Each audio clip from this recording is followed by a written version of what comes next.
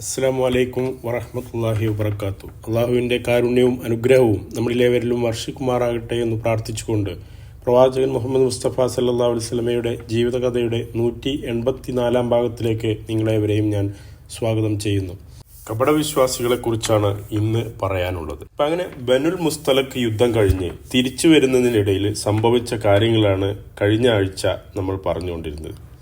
അപ്പോൾ ആ ഒരു യാത്രയിലുണ്ടായ മറ്റൊരു സംഭവമാണ് ഇന്ന് പറയാനുള്ളത്. അങ്ങനെ നബി സല്ലല്ലാഹു അലൈഹി വസല്ലമയും സംഘവും തിരിച്ചു വരുന്നതിനിടയിൽ വിശ്രമിക്കാനായിട്ട് അവരൊരു സ്ഥലത്ത് നിർത്തി അവിടെ വിശ്രമിക്കുകയാണ്.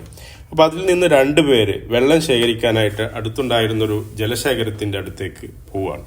അതിലൊരാൾ മക്കക്കാരനായ മുഹാജിറായ ജാബിർ ബിനു മസ്ഊദ് റളിയല്ലാഹു അൻഹുവും മറ്റേ ആള് അൻസാരി ആയിട്ടുള്ള മദീനക്കാരനായ സിനാൻ ബിനു ഉബർ അൽ ജുഹൈദി റളിയല്ലാഹു അൻഹുമായിരുന്നു. അപ്പം അങ്ങനെ അവർ വെള്ളം ശേഖരിക്കുന്നതിനിടയിൽ പരസ്പരം വാക്ക് തർക്കം ഉണ്ടാവുകയാണ്. അങ്ങനെ അതിനുശേഷം മുഹാജിറായ മക്കക്കാരനായ ജാബിർ റളിയല്ലാഹു അൻഹു മദീനക്കാരനായ സിനാൻ റളിയല്ലാഹു അൻഹുവിനെ അടിക്കുകയാണ്. ഉടനെ തന്നെ അൽ അൻസാരിയായ സഹാബി ഉറക്കെ വിളിച്ചു പറഞ്ഞു, യാ അൽ അൻസാർ, അൻസാരികളെ എന്ന് പറഞ്ഞിട്ട് അദ്ദേഹം അൻസാരികളുടെ സഹായത്തിനായിട്ട് അവർ വിളിക്കുകയാണ്. ഉടനെ തന്നെ മുഹാജിറായ മറ്റേ സഹാബിയും ഉറക്കെ വിളിച്ചു, യാ മുഹാജിരീൻ എന്ന്. അങ്ങനെ അൻസാറുകളുടെ ഒരു സംഘം ഒരു ഭാഗത്തും മുഹാജിറുകളുടെ ഒരു സംഘം മറുഭാഗത്തുമായിട്ട് അവരൊരുമിച്ച് കൂടി അവർ ചേരി തിരിഞ്ഞിട്ട് ഒരു സംഘടനത്തിനുള്ള വക്കിലെത്തി നിൽക്കുക.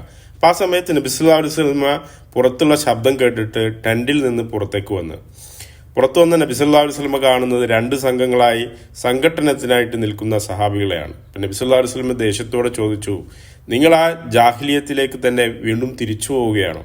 അതായത് ഇസ്ലാമിൻ്റെ പേരിൽ ഒന്നിച്ചവരാണ് അവർ. നേരത്തെ നിരന്തരം പോരാടിക്കൊണ്ടിരുന്ന അവർ ഇസ്ലാമിലേക്ക് വന്നതോടുകൂടി ഒരു സഹോദര്യത്തോടു കൂടി ഒന്നിച്ച അവർ വീണ്ടും ഈ തരത്തിലുള്ള ഒരു വിദേശവും സംഘടനത്തിലേക്കും വന്നപ്പോൾ നബി സല്ലല്ലാഹു അലൈഹി വസല്ലമക്ക് വളരെയധികം ദേഷ്യം വന്നു. എന്നിട്ട് പറഞ്ഞു, നിങ്ങൾ ഈ ജാഹിലിയത്തിലേക്ക് തന്നെ വീണ്ടും തിരിച്ചു പോവുകയാണെന്ന് ചോദിക്കുകയാണ്. എന്നിട്ട് പറഞ്ഞു, നിങ്ങൾ അതിനെ വിട്ടുകളയുക, കാരണം അത് ഏറ്റവും മോശമായ കാര്യമാണെന്ന് പറയും. അപ്പം നബി സല്ലല്ലാഹു അലൈഹി വസല്ലമയുടെ ഈ വാക്കുകൾ കേട്ട് അവർ സമാധാനപരമായിട്ട് പിരിഞ്ഞു പോവാണ്.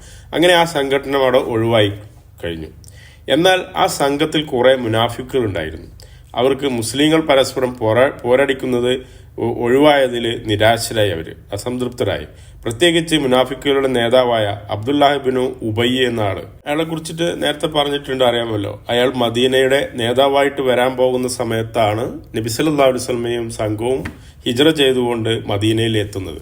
അങ്ങനെ നബി സല്ലല്ലാഹു അലൈഹി വസല്ലമ മദീനയുടെ നേതാവാക്കുകയും അതോടെ അബ്ദുല്ലാഹ് ബിനു ഉബയ്യിന്റെ ആ സ്ഥാനമെല്ലാം നഷ്ടപ്പെടുകയും വളരെ നിരാശയോടെ അവിടെ പിന്നെ ജീവിച്ചു പോവുകയാണ് ചെയ്യുന്നത്. നബി സല്ലല്ലാഹു അലൈഹി വസല്ലമയോട് ശത്രുത മനസ്സിൽ വെച്ച് അയാൾ ജീവിക്കുന്നത്. കിട്ടുന്ന അവസരങ്ങളിലെല്ലാം നബി സല്ലല്ലാഹു അലൈഹി വസല്ലമയ്ക്കെതിരെ പ്രവർത്തിച്ചിരുന്നു അദ്ദേഹം. പിന്നീട് ബദറിന് ശേഷം മുസ്ലിങ്ങൾക്ക് ആധിപത്യം ലഭിച്ചപ്പോൾ ഇനി ഇവിടെ വേറിട്ട് നിന്നിട്ട് രക്ഷയില്ലെന്ന് കണ്ടാണ് അയാൾ പുറമെ മുസ്ലിമായും മനസ്സിൽ ശത്രുതയും വെച്ച് പുലർത്തിയിട്ടുള്ള ഒരു കപട വിശ്വാസിയായിട്ട് പിന്നെ അവർ കൂടെ ജീവിക്കുന്നത്. അദ്ദേഹത്തിൻ്റെ കൂടെ കുറച്ച് ആളുകളും ഉണ്ടായിരുന്നു ആ തരത്തിൽപ്പെട്ട.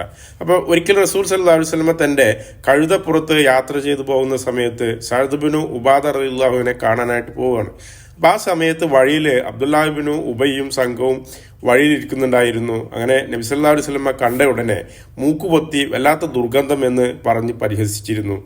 അതേപോലെ തന്നെ ഉഹുദിൽ വഴിക്ക് വെച്ച് 300ഓളം ആളുകളുമായി തിരിച്ചു പോരുന്ന ഒരു വഞ്ചന ചെയ്തതും നമ്മൾ നേരത്തെ ചർച്ച ചെയ്യുന്നു. അങ്ങനെ പല സന്ദർഭങ്ങളിലും നബി സല്ലല്ലാഹു അലൈഹി വസല്ലമക്കും സംഘത്തിനും എതിരായിട്ട് പ്രവർത്തിച്ചിരുന്ന ആളാണ് ഈ അബ്ദുല്ലാഹ് ബിനു ഉബയ്യും സംഘവും. അവരാണ് കപട വിശ്വാസികൾ. അപ്പം അങ്ങനെ അകത്ത് നബി സല്ലല്ലാഹു അലൈഹി വസല്ലമയ്ക്ക് എതിരെ ശത്രുത വെച്ചും പുറത്ത് നബി സല്ലല്ലാഹു അലൈഹി വസല്ലമയുടെ അടുത്ത അനുയായിയായിട്ട് അഭിനയിച്ചും അയാൾ അവിടെ ജീവിച്ചു പോരാണ്. അയാളുടെ പ്രവർത്തികൾ കണ്ടാൽ ഏതൊരാളും അയാൾ നബി സല്ലല്ലാഹു അലൈഹി വസല്ലമയുടെ അടുത്ത അനുയായിയാണെന്ന് തെറ്റിദ്ധരിച്ചു പോകും. ആ തരത്തിലായിരുന്നു അദ്ദേഹത്തിൻ്റെ പ്രവർത്തികൾ. വെള്ളിയാഴ്ച ദിവസങ്ങളിലൊക്കെ നബി സല്ലല്ലാഹു അലൈഹി വസല്ലമ ഖുതുബയ്ക്ക് വേണ്ടി മിമ്പറിലേക്ക് കയറുന്നതിന് മുമ്പ് ഇയാൾ എഴുന്നേറ്റ് നിന്നിട്ട് ജനങ്ങളോട് തന്നിലേക്ക് ശ്രദ്ധിക്കാൻ വരുന്നതിന് വേണ്ടിയിട്ട് ചെറുതായി ഒരു പ്രഭാഷണം നടത്താറുണ്ട്. അയാൾ പറയും, ജനങ്ങളെ, അള്ളാഹുവിൻ്റെ ദൂതനാണ് നിങ്ങൾക്കിടയിലുള്ളത്. അദ്ദേഹത്തെ ആദരിക്കുക, സഹായിക്കുക, ബഹുമാനിക്കുക. അദ്ദേഹം പറയുന്നത് കേൾക്കുക തുടങ്ങി അയാൾ ജനങ്ങളെ ഉപദേശിച്ചുകൊണ്ടിരിക്കും. അപ്പൊ അതിനുശേഷം നബി സല്ലല്ലാഹു അലൈഹി വസല്ലം മിമ്പറിൽ കയറുമ്പോൾ അയാൾ അവിടെ ഇരിക്കുകയും ചെയ്യും. പക്ഷെ നബി സല്ലല്ലാഹു അലൈഹി വസല്ലം അയാളെ ഒന്നും ശ്രദ്ധിക്കാൻ പോകാറില്ല. അങ്ങനെ ജനങ്ങളുടെ ശ്രദ്ധ തന്നിലേക്ക് വരണം എന്നതായിരുന്നു അയാളുടെ ലക്ഷ്യം. എന്നാൽ ഉഹുദിന് ശേഷം ജനങ്ങൾക്ക് അയാളുടെ ആ വഞ്ചന മനസ്സിലായി. അതുപോലെ തന്നെ ബനു നദീർ സംഭവവുമായി ബന്ധപ്പെട്ട് വന്ന ആയത്തുകൾ വന്നതോടെ കപടവിശ്വാസികളെ കുറിച്ച് സഹാബാക്കൾക്ക് ഒരു ധാരണ വന്നു എന്നുള്ളതാണ്. അങ്ങനെ ഉഹുദിന് ശേഷം ഒരു ദിവസം പതിവ് പോലെ വെള്ളിയാഴ്ച ദിവസം നബി സല്ലല്ലാഹു അലൈഹി വസല്ലം ഖുത്ബക്ക് മിമ്പറിൽ കയറുന്നതിന് മുമ്പേ ആയിട്ട് അയാൾ എഴുന്നേറ്റ് നിന്ന് സാധാരണ സംസാരിക്കുന്ന പോലെ സംസാരിക്കാൻ തുടങ്ങി. അപ്പോൾ പിറകിലുണ്ടായിരുന്ന സഹാബാക്കൾ പിടിച്ചിരുത്തിയിട്ട് പറഞ്ഞു, അള്ളാഹുവിൻ്റെ ശത്രു അവിടെ ഇരിക്കുമെന്ന് പറയും. അപ്പോൾ ഇതെല്ലാം ചെയ്തിട്ടും ഇപ്പോൾ ഇങ്ങനെ സംസാരിക്കാൻ നാണമില്ലേ എന്ന് പറഞ്ഞിട്ട് പിടിച്ചിരുത്തുക ചെയ്തത്. എന്നാൽ അയാൾക്ക് ദേഷ്യം വന്നു. മുന്നിലെ സഫിൽ നിന്നും ആളുകളെയൊക്കെ തട്ടിമാറ്റി അദ്ദേഹം ദേഷ്യത്തോടു കൂടി പുറത്തേക്ക് പോവുകയാണ്. വാതിലിനടുത്തെത്തിയ സമയത്ത് അൻസാരികളിൽപ്പെട്ട ഒരു സഹാബി പള്ളിയിലേക്ക് കടന്നു വരുന്നുണ്ടായിരുന്നു. ഇയാളുടെ ദേഷ്യത്തോടെയുള്ള പുറത്തേക്ക് പോകുന്നത് കണ്ടപ്പോൾ ആ സഹാബി ചോദിച്ചു, എന്തു പറ്റി? അപ്പോൾ അയാൾ അബ്ദുല്ലാഹ് ഇബ്നു ഉബൈ പറയാണ്, നിങ്ങൾക്ക് നാശം, ഞാൻ നബി സല്ലല്ലാഹു അലൈഹി വസല്ലമയെ വാഴ്ത്തി സംസാരിക്കുന്നത് അവർ തടഞ്ഞു.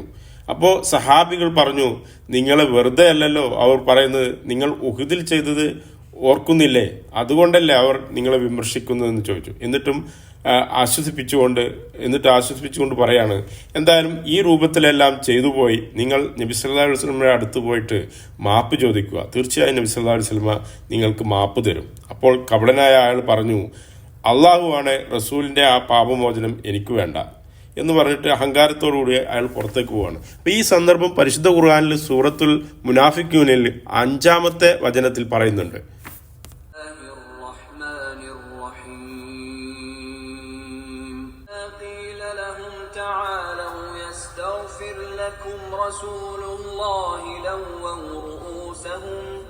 لووا رؤوسهم ورأيتهم يصدون وهم مستكبرون.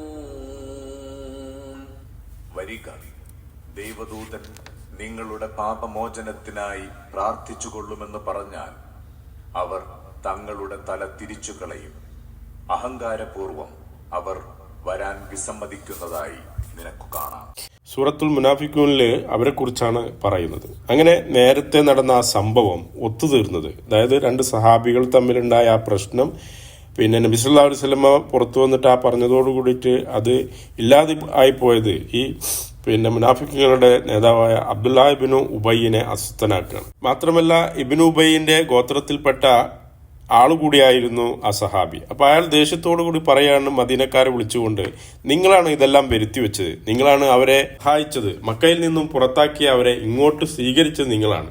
നിങ്ങൾ അവരെ സഹായിച്ചില്ലായിരുന്നെങ്കിൽ അവർ ഇവിടം വിട്ടു പോകുമായിരുന്നു. എന്നിട്ട് അദ്ദേഹം ഒരു പഴഞ്ചൊല്ല് പോലെ പറയാണ്, നിന്റെ നായെ നീ തീറ്റിപ്പോറ്റി തടിച്ചു കൊഴുത്തതിന് ശേഷം നിന്നെ തന്നെ കടിക്കാൻ തുടങ്ങിയിരിക്കുന്നു എന്നുള്ള രൂപത്തിൽ. അപ്പൊ അത്രയും മോശമായി അയാൾ നബി സല്ലല്ലാഹു അലൈഹി വസല്ലമയെയും സംഘത്തെയും കുറിച്ച് പറയാണ്.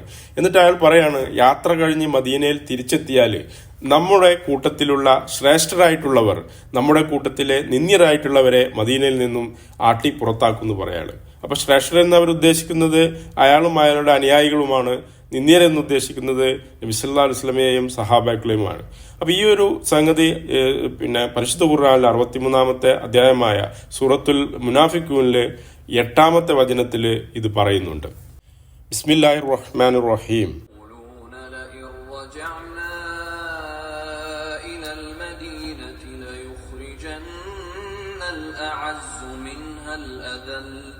ولله العزة ولرسوله وللمؤمنين ولكن المنافقين لا يعلمون. അവർ പറയുന്നു, ഞങ്ങൾ മദീനയിൽ തിരിച്ചെത്തിയാൽ അവിടെ നിന്ന് പ്രതാപികൾ പതിതരെ പുറം തള്ളുക തന്നെ ചെയ്യും.